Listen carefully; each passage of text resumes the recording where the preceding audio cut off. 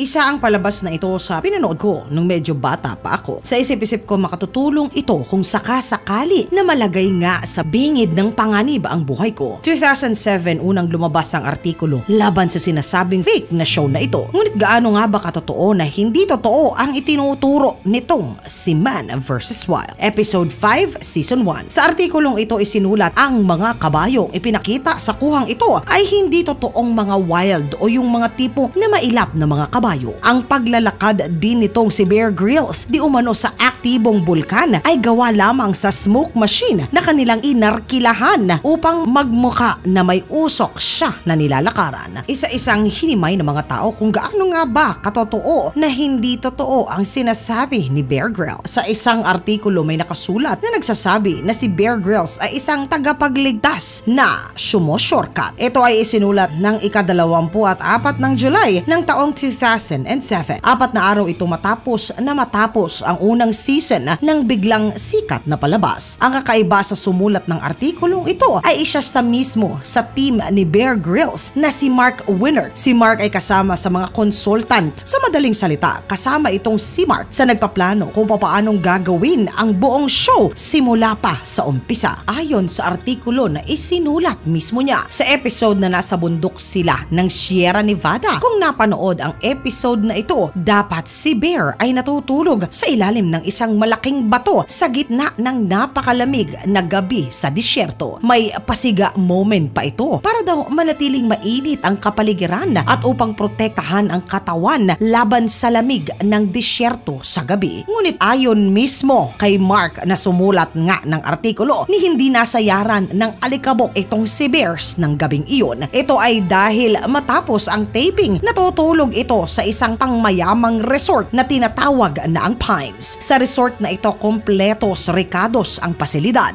Hindi na kinakailangan upang maging maayos ang magiging bakasyon ng isang tao. Meron itong telebisyon, malambot na kama, meron itong chiminiya at malaking swimming pool kung sakasakaling kailangan na mag-relax. Isa pa sa kinuwento nitong si Mark ay nang magising ito sa kampong ginawa niya na hindi naman daw niya talaga na tinulugan, ay makikita na ito ay sinasabi niya na mayroong mailap na mga kabayo na malapit sa lugar niya. Bago ito ay sinubukan pa niya na amuhin bago ito ay kanya na sinakyan. Dahil dito mas nayamot ang mga totoong nakaalam na mga manonood. Ayon sa isang post mula sa Reddit na ang kabayong sinakyan niya ay hindi naman totoo na maiilap. Inerkilahan lang pala ito sa isa sa malalapit na mga rancho at hindi ito totoo. May mga tao pa na hindi mapigilan na sabihin na ang totoo nilang mga karanasan. Ayon kay Steve na ang totoong mailap na kabayo ay hindi ganyang kalinis at makintab ang buhok. Marami daw silang mga kalbo sa katawan at hindi ito maaaring basta lamang lapitan upang sakyan. Dagdag ng poster na pang-aliw ang post ni Bear Grylls at ito ay malayong malayo sa katotohanan. Sa season 1 episode 9 naman, sa episode na ito dapat ay nasa disyerto ito sa Nevada at sinusubukang makaligtas at itinuturo nito sa madla kung papaanong mabubuhay sa ganito na sitwasyon. Ngunit lumabas mga katilagalog na nasa Hawaii pala ito at doon kinukunan ang episode. Wala po sa Nevada. Ni hindi ito nalamigan sa gabi dahil ito ay natulog ng komportable sa kama ng isang malapit na hotel. Sa parehong episode na ito makikita si Bear na gumagawa ng isang balsa na kanyang sasakyan. Papunta daw dapat ay sa kaligtasan. Kasama pa dito ay ang lambat na malakas away ang datingan. Ngunit ayon naman sa dating consultant pa rin na si Mark, inutusan sila ni Bear na kasama ang mga staff na bumuo ng balsa habang pinanonood nito sila. Saka inutusan niya muli sila na dismantelin ito upang makita sa kamera at telebisyon na muli binubuo niya ito ng mag-isa. Sa season 1 episode 5, sa umpisa nito ay makikita si Bear na naglalakad daw sa isang aktibo na bulkan. Makikita sa kuhang ito ang dapat ay ang inilalabas na nakalalasong sulpura ng aktibo na bulkan. Ngunit matapos ang show, mismo ang safety instructor nito ang naglabas ng pahayag sa publiko. Ayon sa kanya na ang puting usok na dapat ay ang nakalalasong hangin na sulpura na lumalabas galing sa kailaliman ay hindi totoong galing pala sa mismong bulkan. Sa halip po, ito ay usok na inilalabas na smoke machine na kanilang inarkilahan. Ang matindi na ang sinasabi sinasabing apoy na tunaw na mga bato. Sa totoong buhay ay kapag tinapakan ni Bear Grylls, siya ay sigurado na magliliyab. Kaya naman hindi ito safe para sa kanya. Kaya naman gumawa sila ng peking tunaw na bato sa pamamagitan ng paggamit ng baga na uling na dala-dala mismo ng team sa palabas na Man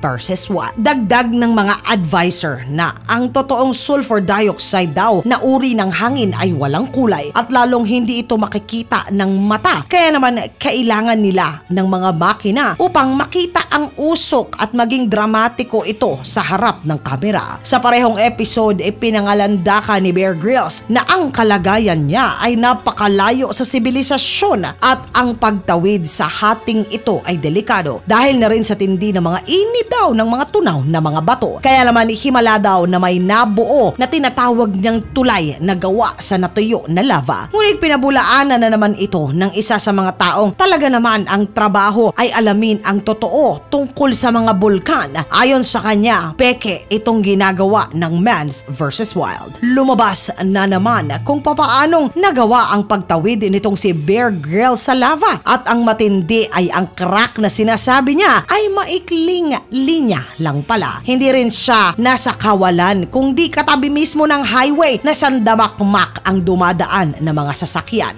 Kasama sa in-upload ay ang nakasaad na kadalasan wala sa mismong lugar ang kinukuhanan nila sa segment nila. Hindi ito sa bundok, hindi rin sa kagubatan, hindi rin sa bulkan. Lahat ito kadalasan ay puntahan lamang ng mga turista. Ayon sa mga nakapunta sa lugar, 100 metro lamang ang mga sinasabi nitong bundok at kagubatan niya na tinatawid. Nilalakad lamang daw niya ito at madalas nila napuntahan. Ayon sa kanya na niloloko ni Bear Grylls ang mga tao. Sa season 1 po, episode 13, kasama ni Bear Grylls ang survival na expert na si Nick Vrumans. Ito ay nangkuna nila ang episode na ito sa ilang bahagi daw ng Australia. Hindi nakatiis at talaga namang inamin nito na totoong scripted nga ang show nitong si Bear Grylls. Ayon kay Nick na siya mismo ang gumawa ng tirahan ni Bears, hinanapan niya pa ito ng ahas para lamang ito ay ligtas niya na makain. Sa episode makikita na kinitlan niya ng buhay ang ahas, ngunit dalawa pala ito. Ang isa na hinambalos niya upang kanyang mapaslang ay talaga namang wala ng buhay dahil nasa gasaan na ito sa kalsada at kinuha lamang ng kasama niya. At ang isa naman pala ay alaga sa zoo at hiniram nila. Niayaw nitong lumapit sa buaya kaya kailangan pa daw nila nagawaan ng paraan para daw kunyari ay malapit siya sa buwaya, gayong malayo naman pala ito na talaga. Nagulat siya sa kinalabasan matapos na ito ay makuhanan at dahil sa tindi ng ibinabato sa kanya ay binigyan itong si Bear Grylls ng tsansa na sagutin ng mga tao sa live na interview kung saan hindi rin nakatulong ang mga sagot na sinasabi niya. Ito ay dahil hindi naman niya sinagot ang kahit na ano sa tanong, sa halip sali-saliwag ang kanyang mga sinasabi. Hindi nagtagal naglabas ito ng paumanhin kung sa tingin ng mga manunood ay tila ba daw sila ay hindi naging totoo sa palabas na kanilang iniere. Kaya naman sa huli ipinangako niya na magiging 100%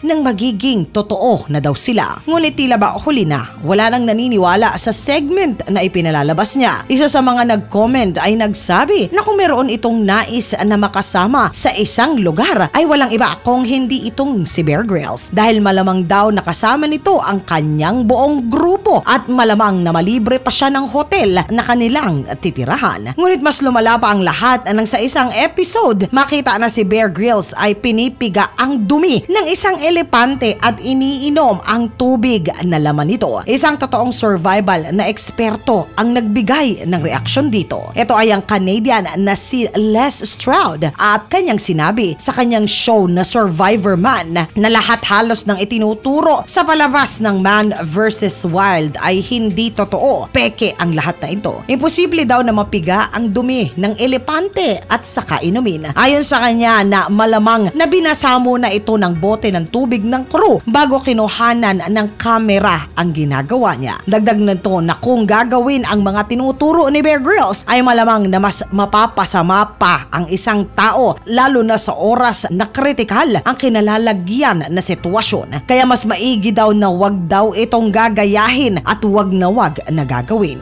Mga katinagalog ko, ano po ba ang tingin ninyo sa show na ito? Isa po ba kayo sa naniwala naniniwala sa kanya katulad ko o alam na ninyo mula pa sa umpisa na talagang imposible ang mga sinasabi niya? Isulat po ang inyong saloobin sa comment section sa ilalim upang sama-sama naman po na ito ay ating basahin. Mga katinagalo ko, maraming salamat po sa pagsama ninyo sa segment natin sa araw na ito.